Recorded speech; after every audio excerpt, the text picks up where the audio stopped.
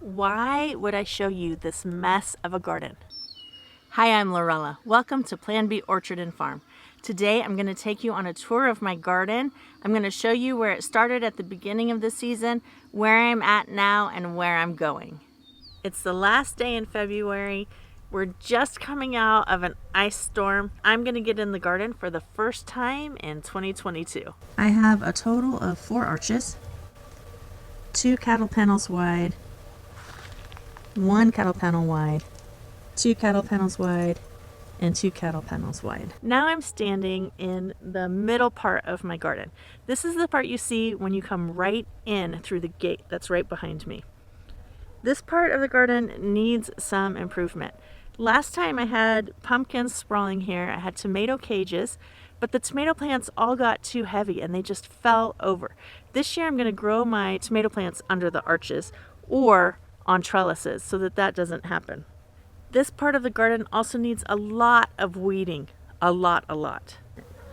I have 2 comfrey plants, so one is going to come back up right in this area. Nothing here now to show it, but the comfrey plant lives here and comes back every year. Actually, there it is. It's right down in the green, right there. And then I have a second comfrey plant that comes back every year. That's right down, right in there. All of these lick tubs are going to be used as planters. Here's that other comfrey. I have some strawberry plants and the weeds just have overtaken them every year. So see right here, all through there. I'm going to pull those up and plant them in a pot instead. Now we're about down to the last quarter of my garden, last third. I kind of think of it as arches, middle part. Dude, that's loud, bud. And then the end down here.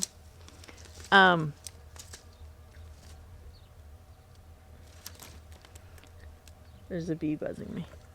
Before we get down to the last part, I just kind of wanted to take a look of the overview. So this is what the garden looks like from this end. This was my original garden. So 2 panels and then about 6 or 8 beds between it. And I have more than tripled the size of the garden. It's now close to 25 feet by 75 feet. So it's a very nice kitchen-sized garden. In fact, I'm hoping to have plants to sell, or produce to sell at the farmer's market this summer. In this area in the garden, I've never had weed fabric down. This is where I've grown things like carrots, radishes, beets, things that you need a big space to grow in, onions that you can't really grow as well in weed fabric. But what I'm going to do here instead is I'm going to build some raised beds and try and grow those things a little bit higher, be easier for me to work and to harvest, and also hopefully I will build up the soil inside of it and I won't have as much weed pressure. Is there anything else I want to say about this? Did you find a stick, buddy? Yeah? Food prices are going up and up and up and up. We need to get back to growing our own food.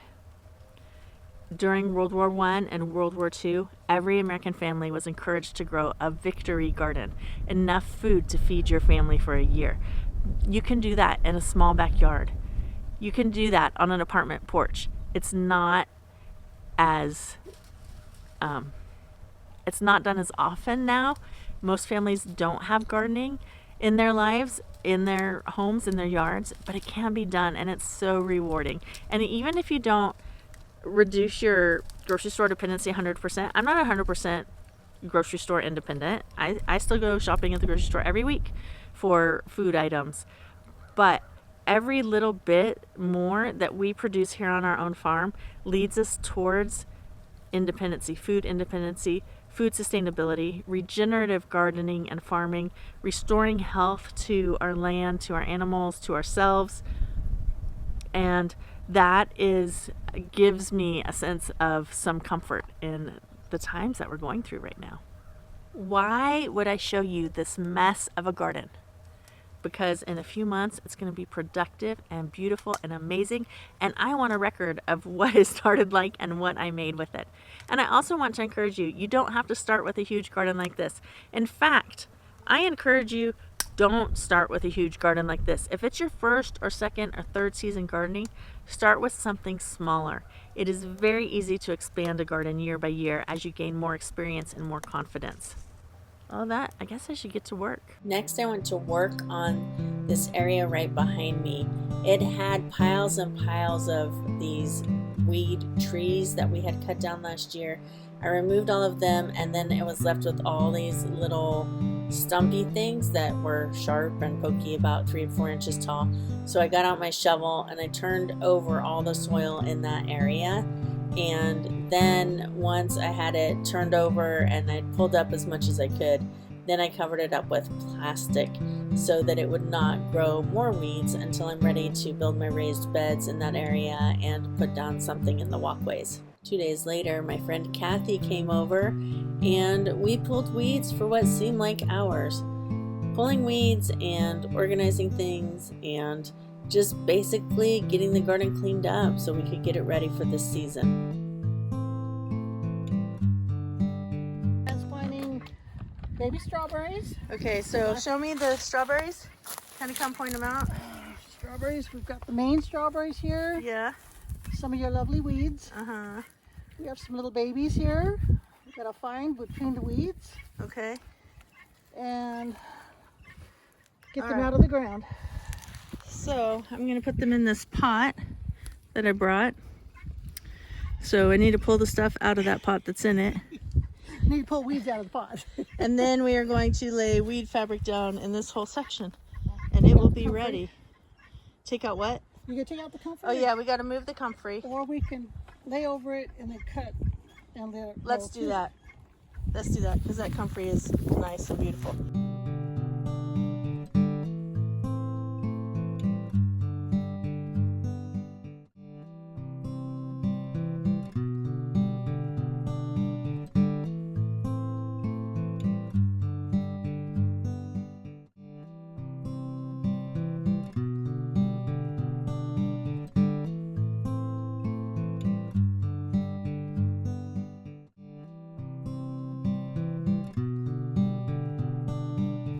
So strawberries are tucked in here. This netting is just to keep my chickens from scratching them up before I have them in their permanent home. Comfrey is happy. Comfrey dies back every year and comes up. You can see it's already starting to sprout up again. All this green new life. It's going to be big, huge, and bushy again in no time.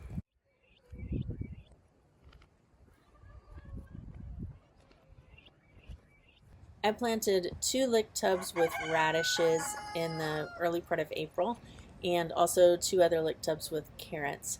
They're coming up pretty nicely, but I am keeping them covered with this white bug netting until they're growing big and strong, and then I'll take it off. This kiddie pool had a leak in it, so I filled the bottom with rotting leaves and compost before adding in the garden soil and plants. Okay, this bed has a ring of strawberries that I transplanted from one small bucket container, and then it's got yellow and brown onions in it. The strawberries are needing pollination, so I was going to just cover it with bird netting, but we have 3 days of thunderstorms coming, so instead I'm going to cover it with the white nettings just so the onions don't get beat down, and then once the storms are past, I'll pull that off and I'll put on bird netting. I have holes drilled in the bottom of this so it will have drainage. The PEX has 2 foot of bamboo stake in the end of it, and then I drilled a hole all the way through to the ground, and this is actually secured down through the ground, not just to the bottom of the pool, so that it'll stay together. And then I used like a twist tie to hold that together at the top. Hopefully that's tucked well enough all the way around. I'll come back and check it tomorrow and just make sure the wind doesn't blow it off. I have 2 comfrey plants, one here and one there.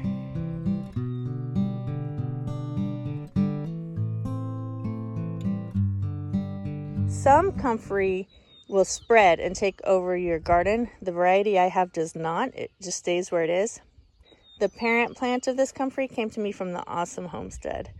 And if you're local to me and you'd like a comfrey starter, I'd be happy to share it. You just stick a shovel down in there, take the root, and it just goes off. It's crazy, crazy good for you and crazy how it grows. I have 2 tubs of onions and 2 tubs of radishes. And I think that these are getting ready to harvest. Yeah, some of these are looking good in here. Let me see if I can get you a better view.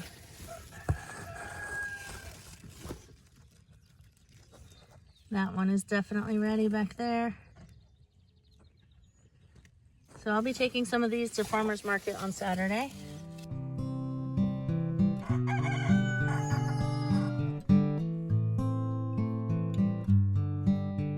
It's my first year selling at the farmer's market. I'm having a lot of fun. It's also pretty scary and pretty new and a huge learning experience, but I am really enjoying it.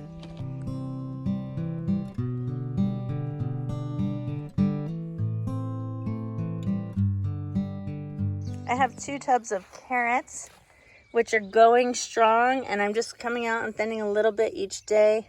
I know they probably need to be thinned a lot more, but it's kind of hard for me to tell which ones to pull and which ones to leave. But I mean, like, that's just crazy thick down there. So I'm gonna have to get rid of a bunch of those in order to have actual carrots, because I've got like 6 carrots going right there where 1 carrot should grow. This area was covered in those tree high weeds, which are right there. I'm going to build raised beds in this section, and until I have time to do that, I'm just keeping the plastic. I have paper bags and cardboard and all sorts of things that I'm going to use in the bottom of the raised beds, but that's why you just kind of see it piled around right now. And more weeding needs to be done over there. There's some of the materials I'm going to use for my raised beds.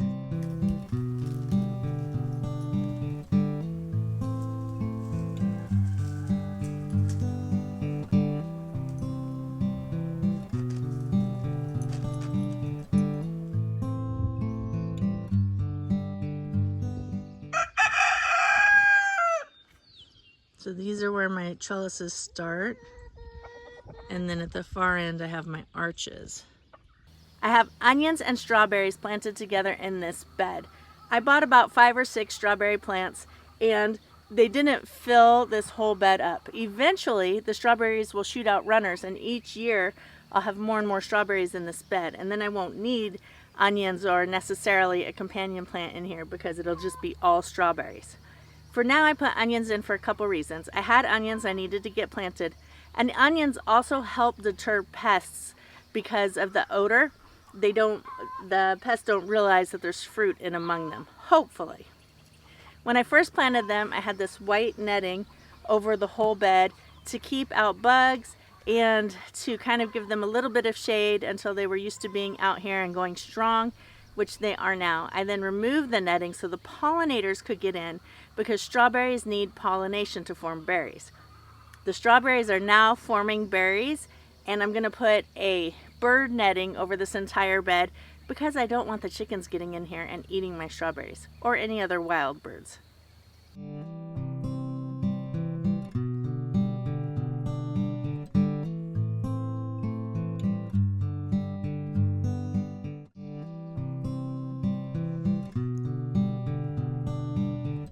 We've done quite a bit of cleanup.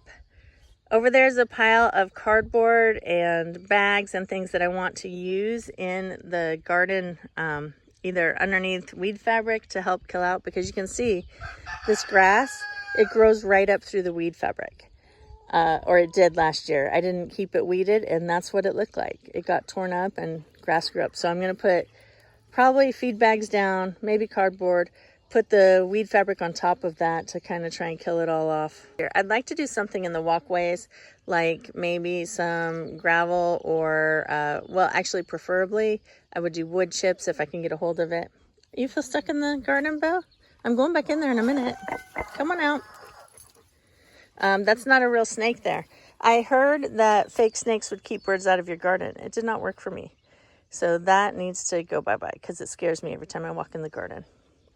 I had them hanging all around my garden. This is tile that was left over from our bathroom build, and I'm going to use it decoratively around maybe visual interest in the garden, around flower beds or around a water feature or something like that. So it's just kind of stacked there waiting.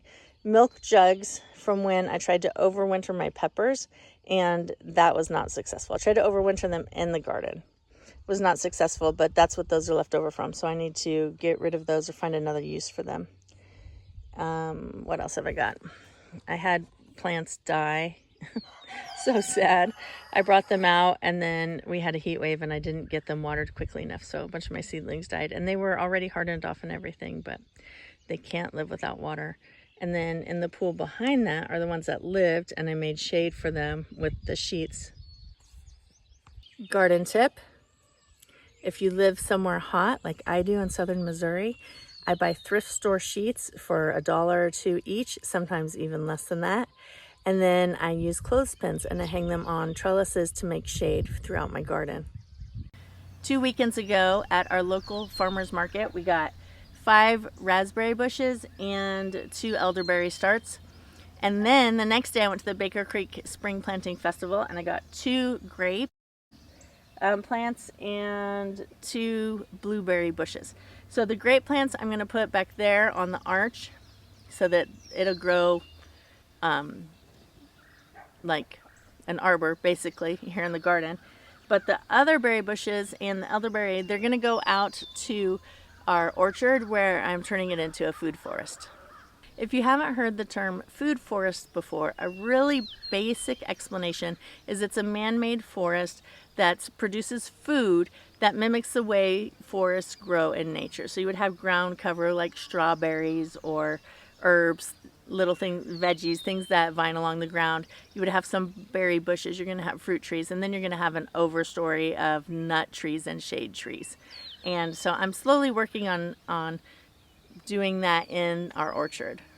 What I have going on here in my compost bins is the long game.